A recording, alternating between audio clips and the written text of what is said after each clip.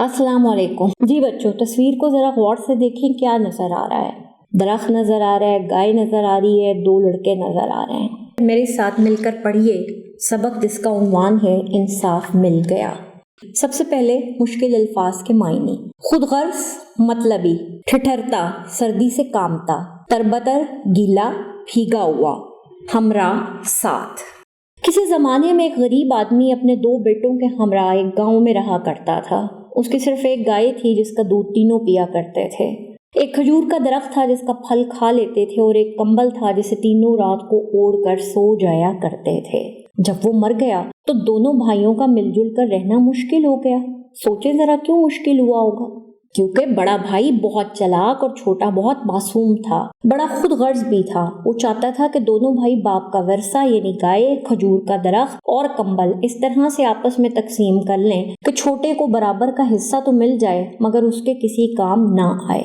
उसने छोटे भाई को प्यार से बुलाया और कहा, बेहतर है कि हम गाय, खजूर का दरख्त और कंबल आपस में बराबर बराबर बांट लें। छोटा भाई बोला, भाईजान आप जो मुनासिब समझे फैसला कर दें, मुझे कोई एतराज नहीं होगा। आप खुद ही तीनों चीजों की तकसीम का फैसला कर दें। आप जो कुछ मुझे देंगे मैं ले लूंगा।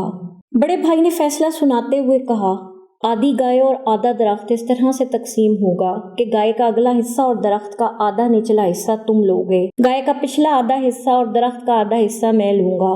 रही कंबल की बात तो दिन के वक्त कंबल तुम्हारा होगा, रात के वक्त मेरा होगा। कितना खुदगर्ज इंसान था। छोटे भाई ने कोई एतराज ना किया और बड़े भाई का फैसला कबूल कर लिया। अब क्या होता होगा आइए देखते हैं। अब छोटा भाई गाय को खिलाता पिलाता क्योंकि अगला आधा हिस्सा उसका था। बड़ा भाई गाय का दूध पीता था क्योंकि पिछला आधा हिस्सा उसका था। इसी तरह बड़ा भाई दरख्त का फल खाता था क्योंकि ऊपर का हिस्सा उसका था। छोटा भाई दरख्त को पानी दिया करता था क्योंकि दरख्त का निचला हिस्सा उसका था। दिन के वक्त कंबल पड़ा रहता क्योंकि दिन में ओढ़ने की जरूरत ही ना होती थी। रात को सर्दी पड़ती थी तो बड़ा भाई कंबल ओढ़ लेता था। छोटा भाई सर्दी से ठिठरता रहता था। कुछ दिन इसी तरह गुजर गए। गांव का एक बुजुर्ग बहुत नेक आदमी था। उसे ये देखकर बहुत दुख हुआ कि एक भाई मजे में है और दूसरा दुख की हालत में है। उसने मजलूम भाई की मदद का फैसला कर लिया। एक दिन उसने उसे खामोशी से अपने पास बुला लिया और कहा, तुम पर बहुत जुल्म हो रहा है। मैं नहीं चाहता कि तुम बेइंसाफी का शिकार होकर इसी तरह जुल्म सहते रहो। मैं तुम्हें इंसाफ हासिल करने का तरीका बता देता हूँ। तुम्हें किसी की मदद के बगैर ही बड़ी आसानी से इंसाफ मिल जाएगा। फिर उसने उसे कान में कुछ कहा और वापस भेज दिया। जब वो वापस गया तो बड़ा भाई दरख्त पर चढ़कर खजूरें तोड़ तोड़ खा रहा था। छोटे भाई ने आरी पकड़ी और दरख्त को काटना शुरू कर दिया। बड़ा भाई खौफजदा होकर बोला, क्या कर रहे हो? दरख्त कट जाएगा तो मैं गिर जाऊंगा। उसने कहा, निचला आधा दरख्त मेरा है, मैं जो जी चाहे करूं, इस हिस्से पर तुम्हारा कोई हक नहीं। ये सुनकर बड़े भाई ने कहा, दरख्त ना काटो, हम उसका फल आपस में बांट लिया करेंगे। शाम हुई तो बड़ा भाई गाय का दूध दोहने लगा।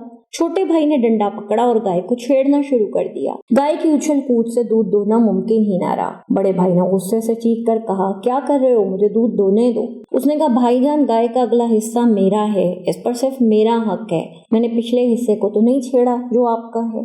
अब क्या होगा आप बताएं, सबक में आगे क्या होगा? जी, बड़ा भाई समझ गया कि अब मैं अकेला दूध नहीं पी सकूंगा। भाई से कहने लगा, आज से हम गाय का दूध बांट कर पी लिया करेंगे, तुम उसे छेड़ना बंद कर दो। अब रात पड़ी तो बड़े भाई ने कंबल ओढ़ने के लिए उठाया तो वो पानी से तरबतर था।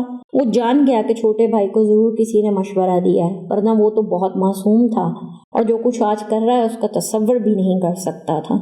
उसने छोटी भाई से कहा, अब कंबल को ना भिगोना, ये हम दोनों का है, हम दोनों रात को ओढ़ लिया करेंगे। इस तरह छोटे भाई को इंसाफ मिल गया। जी, कहानी में आपको किसका किरदार पसंद आया, बड़े भाई का या छोटे भाई का? और अगर आप बड़े भाई की जगह होते तो क्या करते? और जो कुछ छोटे भाई ने बड़े भाई के साथ किया, क्या उसने गलत किया?